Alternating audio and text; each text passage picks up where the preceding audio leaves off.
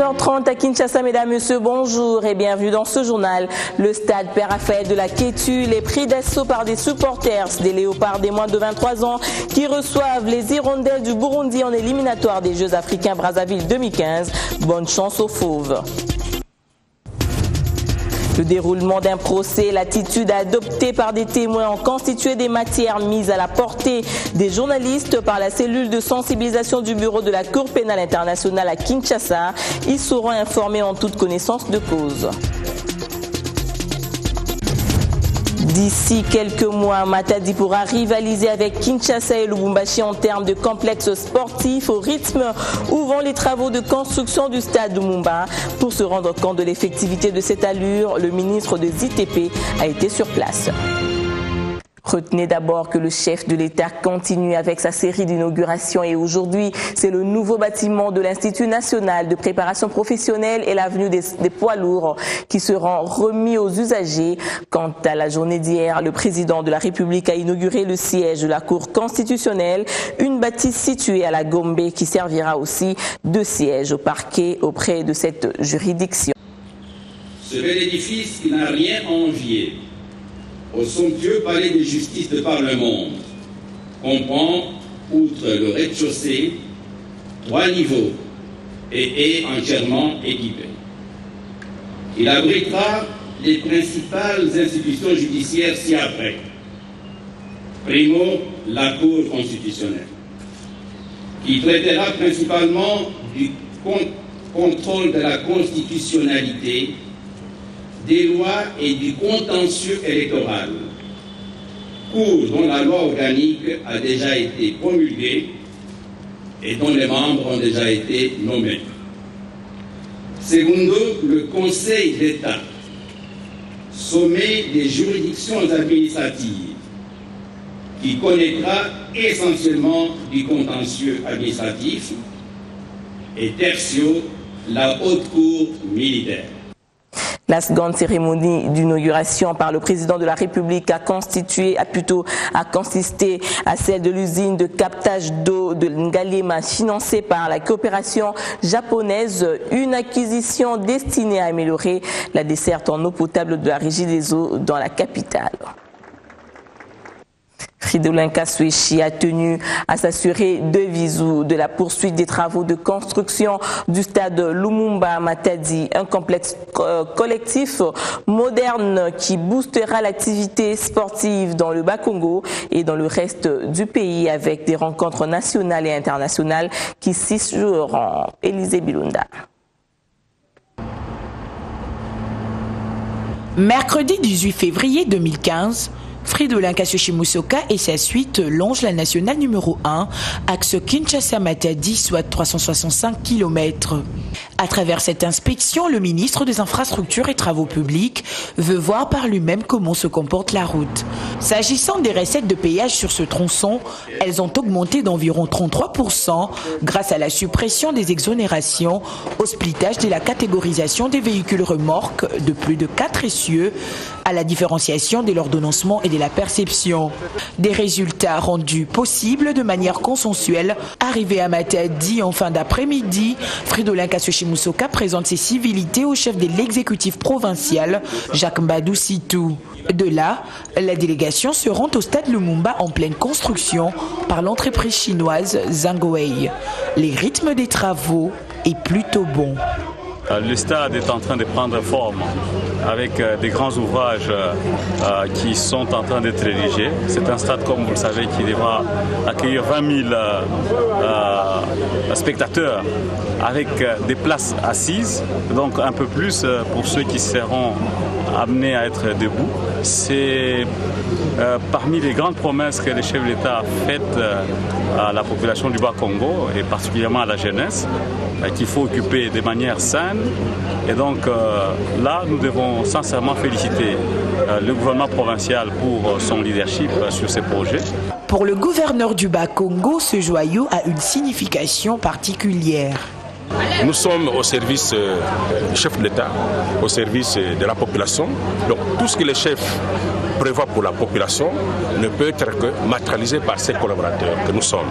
Donc mes sentiments sont des sentiments de détermination pour que ces projets soient inaugurés. Le stade moderne Lumumba du Bas-Congo, une fois terminé, fera certainement partie des plus beaux et grands stades de la République démocratique du Congo. Autre réalisation prochaine dans la même province, la réhabilitation de la route Matadi-Boma-Mwanda où la circulation deviendra plus fluide. Le ministre des Infrastructures et Travaux publics en est conscient également. Les 135 km de la nationale numéro 1, segment Matadi-Boma, seront pris en charge dans un avenir proche par l'entreprise chinoise Crexet et son sous-traitant Fotigat. Et bien avant les débuts de ces travaux de grande envergure, les ministres des Infrastructures et Travaux publics a effectué le jeudi 19 février 2015 une inspection sur cet axe. Fridolin Kasushi-Musoka passe tout au peigne fin, aucun détail n'est négligé. La délégation poursuit son périple jusqu'à la ville côtière de Mwanda, question d'évaluer les interventions à prendre sur cet axe. Des actions et des initiatives qui sont prises aussi bien par les autorités provinciales que locales et bien sûr aussi en synergie avec le pouvoir central, mais il y a énormément de choses à faire. On a vu la route de Mwanda, ce n'est pas digne d'une route d'intégration nationale qu'on appelle route nationale numéro 1. La route Boma-Mwanda, longue de 106 km, sera intégrée à la concession en terre d'abord à travers la méthode de gestion par niveau de service, GENIS en sigle. Le revêtement interviendra après les développements de ses capacités productives.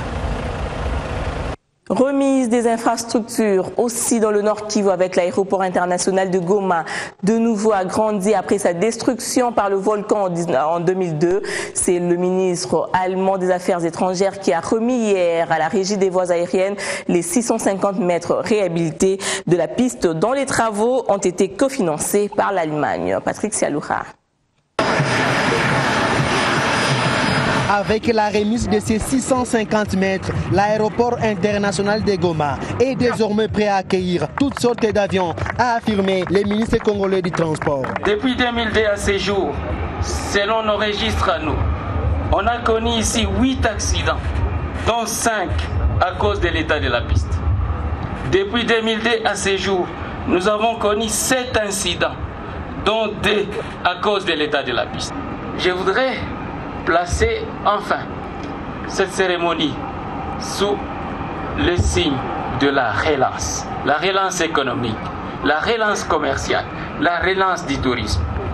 Et à partir du moment où cette piste va être exploitée sur les 2650 mètres, eh bien, nous aurons déjà, et c'est déjà programmé, nous aurons Ethiopian ici, il va atterrir ici à Goma. Nous aurons Kenya Airways ici à Goma. Pour le gouverneur Julien Paluku, avec la piste réhabilitée, Goma va redevenir la plaque tournante de l'économie internationale à travers le vol en direction des 4 coins de la planète. La réhabilitation de la piste de l'aéroport de Goma est un véritable progrès vers le développement, a martelé M. Kobler. On avait les actions très braves des FRDC soutenues par la MONUSCO contre les M23 qui ont menacé la ville de Goma. Où nous sommes aujourd'hui avec cet aéroport soutenu avec l'aide du gouvernement allemand. Quel progrès, quelle voie envers la stabilité, envers la paix, envers la prospérité de la région. Notons que la remise officielle de cette piste est intervenue en présence du ministre allemand des Affaires étrangères. Restons dans la même province. Après le lancement des opérations militaires contre les rebelles Hutu-Rwandais des FDLR au Nord Kivu, plus de 100 éléments se sont rendus volontairement. Révélation du chef du bureau Relais Boutembo, plutôt Beni Lubero, de programme national de stabilisation et reconstruction, Erika Smouissi. C'est après des grosses résistances sans aucune pression d'armes que ce rebelle Hutu-Rwandais FDLR divorce en groupuscule avec la brousse. Cette attitude réjouit les chefs du bureau Relais Beni Lubero du programme national de stabilisation et reconstruction, Jackson Kalongero. Jusqu'à présent, le nombre, c'est plus d'une centaine qui ont déjà quitté la brousse. Et il y a certains d'entre eux qui continuent à quitter la brousse. Et on entend d'autres, on pense qu'avec ce signal fort qui est déjà lancé par la détermination de notre gouvernement, qu'ils vont vraiment suivre la ligne qui sera salutaire pour eux. Par ailleurs, dans la région du Grand Nord Kivu, les éléments rendus proviennent des différents groupes armés, poursuit-il. Ceux qui quittent la brousse dans le Grand Nord viennent des différents groupes armés.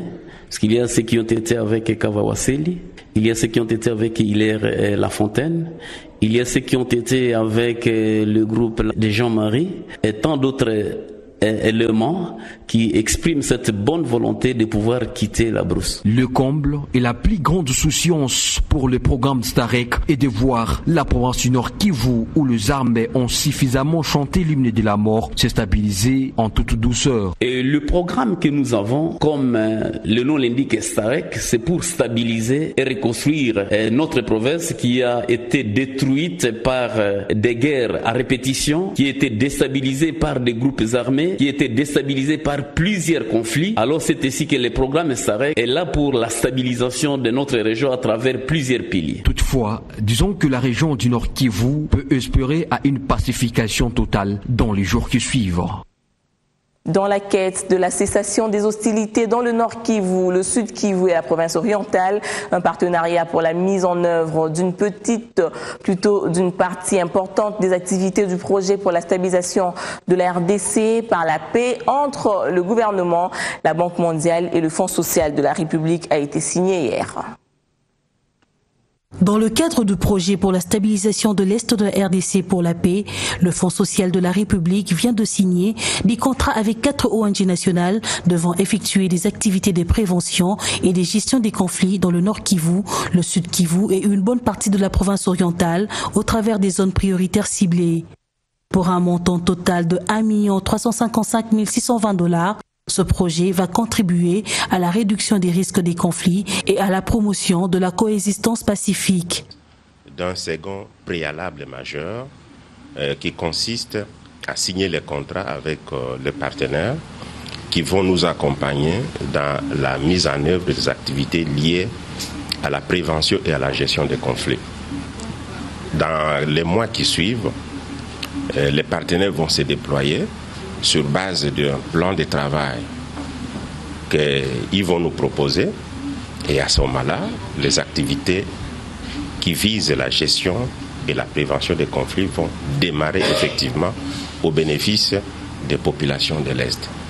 Les partenaires choisis devront aider le pays à cartographier le conflit et proposer un ensemble d'actions à mener. Nous aurons, dans le cadre de ce projet, de faire la cartographie de tous les conflits que nous avons dans la province orientale, entre autres dans les districts de l'Ituri et du Haut, les 2 zones dans lesquelles nous allons travailler.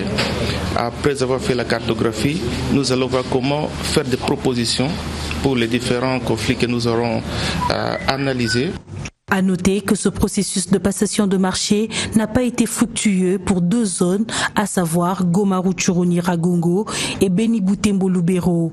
Le Fonds social dit avoir des contacts avec la Banque mondiale pour lever une option appropriée devant permettre la contractualisation pour ces zones.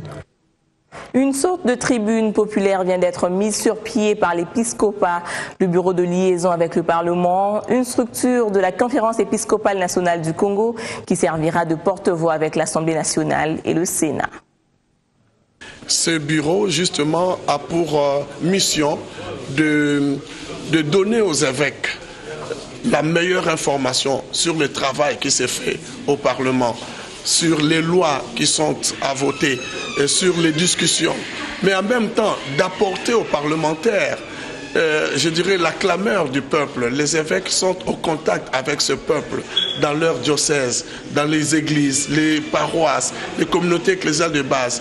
Donner aussi aux parlementaires les informations nécessaires pour que les lois qui sont appelées à voter, à proposer, soient des lois qui répondent aux aspirations de cette population, soit des lois pour bâtir demain un Congo, je dirais meilleur, un Congo de paix. Coup d'accélérateur au processus électoral. 8 jours après la publication du calendrier électoral global, la Commission électorale nationale indépendante a dressé hier une liste définitive des journalistes accrédités pour la couverture des élections après avoir évalué toutes les réactions sur le calendrier et passé en revue le séminaire des secrétaires exécutifs provinciaux suivi. Devoir de redevabilité oblige, le rapporteur de la Commission électorale nationale indépendante était face à la presse ce vendredi pour des échanges sur l'évolution du chronogramme électoral.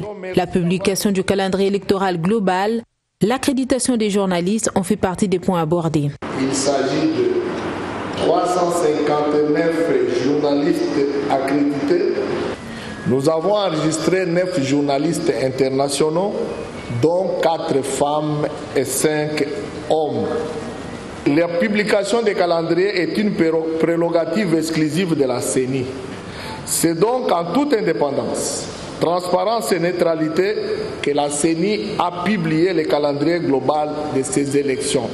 Et pour la bonne tenue des différents rendez-vous des urnes, la question du budget prend la première place des préalables. Une question bien explicitée par la questeur. Plus ou moins 1,135 milliard de dollars. Tout le monde parle de la cherté des élections. Il faut considérer qu'il y a beaucoup de suspicions dans la mesure où même des choses qu'on ne peut faire ici sur place, à cause justement des appréhensions, nous sommes obligés de le faire à l'extérieur. C'est le cas des imprimeurs. Vous savez que tous nos bulletins de vote sont imprimés à l'extérieur. Il faut les transporter. Il y a combien de candidats? Même pour les élections législatives. En 2011, on en a fait 19 000. De ce samedi, une équipe des experts chargés d'exécution du calendrier électoral sur le terrain de la Commission électorale nationale indépendante sera déployée en province pour la vulgarisation du calendrier électoral ainsi que celle de la nouvelle loi électorale. Descente qui intervient après l'atelier d'appropriation de cet outil. Accréditation des journalistes outillés auprès de la CENI, formation des journalistes sur le procès et la conduite adoptée par des témoins par la cellule de sensibilisation de la CPI hier. Des chevaliers de la plume savent maintenant relayer des informations judiciaires avec maîtrise. Ce sont des séances de formation que l'unité de sensibilisation de la Cour pénale internationale à Kinshasa met à la disposition des journalistes en vue d'accroître leurs connaissances et leur compréhension sur les procédures judiciaires de la Cour. Pour cette énième rencontre, la thématique a tourné autour de la procédure d'un procès. Les orateurs ont également évoqué les types de sanctions qu'inflige la Cour en cas d'atteinte à l'administration de la justice, selon l'article 70 du Statut de Rome, et en cas d'inconduite à l'audience, selon l'article 71. Les sanctions en cas d'inconduite à l'audience. De quoi s'agit-il, au fait? C'est la possibilité qui est donnée au juge de la Cour pénale internationale de sanctionner l'inconduite à l'audience, y compris, et ça c'est important d'insister là-dessus, y compris la perturbation de l'audience ou le refus délibéré de suivre les instructions des juges. Lorsque une des parties au procès...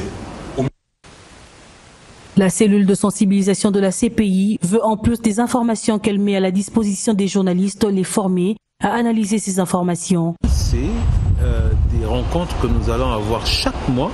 Il nous faut d'abord une base, des gens sur lesquels on peut compter.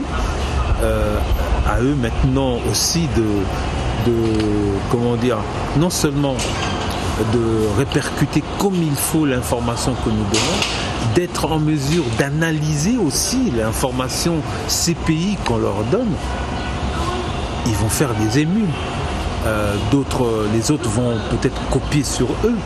En ce qui concerne la chambre d'appel de la Cour pénale internationale, sur le procès Ngunjolo, l'arrêt d'appel concernant l'acquittement est reprogrammé au 27 février 2015. À propos de l'industrialisation, le projet de la cimenterie de la province orientale pourra peut-être se transformer en réalité au vu de la visite effectuée sur place par le ministre de l'Industrie. Germain Kambinga a dû ramener des éléments objectifs d'appréciation. Une gigantesque cimenterie à Kisangani, ce projet reste une grande préoccupation pour le gouvernement Matata. La descente du ministre de l'Industrie au chef-lieu de la province orientale, accueillie par la ministre provinciale de l'EPSP et rejoint par le gouverneur Bamanissa revenant de Bounia, tient à éclaircir toute l'eau qui a coulé sous le pont concernant l'installation de la cimenterie de la province orientale Sipor. Nous sommes venus avec une équipe pluridisciplinaire pour faire un état des lieux de la situation, voir quels sont les obstacles majeurs auxquels nous aurons à faire face jusqu'à l'aboutissement de ce projet. Nous savons qu'à ce stade, il y a une problématique d'accès au site, une problématique avec le pont d'Abouya, une autre problématique sur les infrastructures d'accueil du matériel, mais aussi une problématique qui est essentielle, et je l'ai cité avant toutes les autres, c'est la fourniture énergétique capable d'alimenter une cimenterie de cette nature. Donc nous sommes là pour faire un travail scientifique minutieux, ramener un rapport circonstancié pour déterminer un chronogramme avec des étapes pour dire au gouvernement voilà ce qu'il faut faire. Sans attendre au gouvernorat. Le chef de l'exécutif provincial Jean Bamanissa ainsi que le ministre du Travail, le conseiller principal à la primature, le DIRCAB du ministre du Plan et la commission de suivi de la cimenterie de la province orientale Sipor, tous autour du ministre de l'Industrie, ont été conviés à une séance de travail. Une réunion qui a permis à Germain Kambinga de cerner tous les contours de la nécessité de redynamiser ce projet pour sa matérialisation. C'est dans la soirée qu'un dîner a été offert à l'honneur du ministre par son hôte qui pense que le projet Sipor va aboutir avec la détermination du ministre de l'Industrie. Parlons genre des personnes vivant avec handicap des communes de Kimbantseke et de Ndjili prendront part à des séances de sensibilisation sur la lutte contre les violences sexuelles faites aux femmes et jeunes filles malentendantes. Le centre de production des programmes et supports de sensibilisation des sourds espère ainsi prévenir des égarements auprès des personnes vulnérables.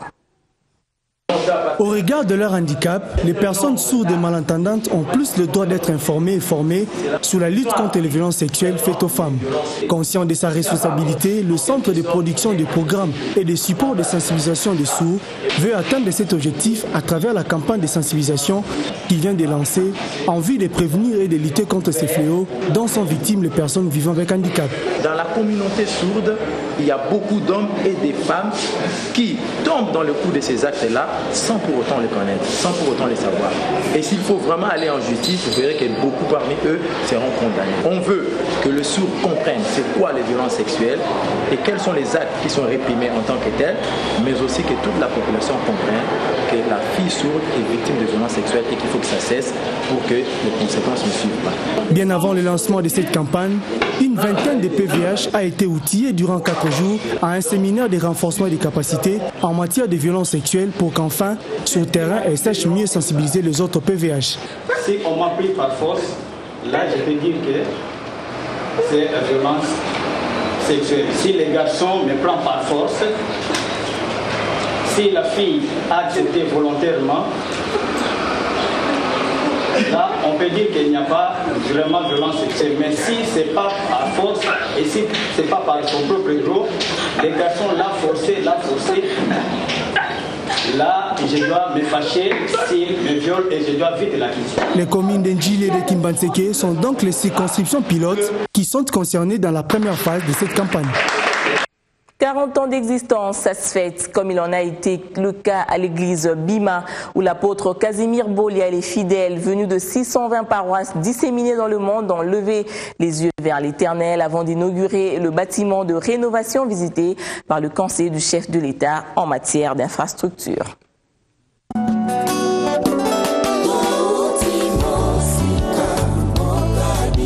Pour le 40e anniversaire d'existence de leur église, les fidèles de l'église Bima ont eu un cadeau inespéré, à savoir le retour à Kinshasa de leur représentant légal, le chef spirituel.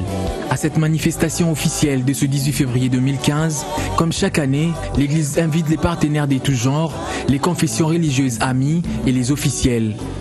Et il n'y a pas que l'église que nous voyons, il y a les écoles, il y a les centres de santé. Et l'église est aussi présente à travers les provinces. Chaque dimanche, il y a 3000 fidèles dans cette église. Ça fait 3000 fidèles, 3000 familles congolaises. Dans ces familles, vous ne compterez pas de Koulouna. Vous ne compterez pas de Chegue.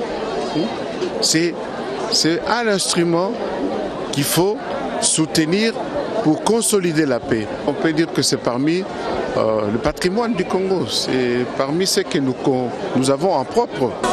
Les fidèles sont venus des 620 paroisses disséminées dans le monde entier, sur les 5 continents, comme les enfants d'Israël dans la Bible. Nous demandons tout simplement aux chrétiens, aux fidèles qui sont en Angola et comme ils sont au Congo, de vivre tout simplement dans l'unité, dans la foi, dans l'ambiance. A todos, filhos da Angola, feliz aniversário para a nossa igreja de Jesus Cristo, do Espírito Verdade, Bima, viva Angola. C'est une joie pour moi. Imaginez-vous, nous venons de loin, presque, je dirais, 30 heures de vol avec des escales. Et se trouver aujourd'hui à une telle manifestation, c'est une joie immense pour moi. Et une joie immense même pour les adeptes qui sont restés au Canada. Parce que ça montre l'Église, comment évolue l'Église, quelle est la dimension de l'Église.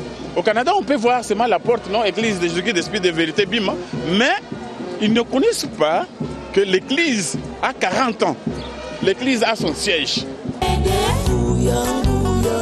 Il n'y a pas que le retour surprise de l'apôtre Bolia qui sera inscrit dans les annales des 40 ans de l'église Bima. Il y a aussi la rénovation du siège, la plus grande des 620 paroisses qui compte l'église à travers le monde. Ce sont donc les cotisations des fidèles qui financent ces travaux. Il n'y a pas des dons extérieurs, comme ce fut également le cas pour la construction de ce temple inauguré il y a 20 ans.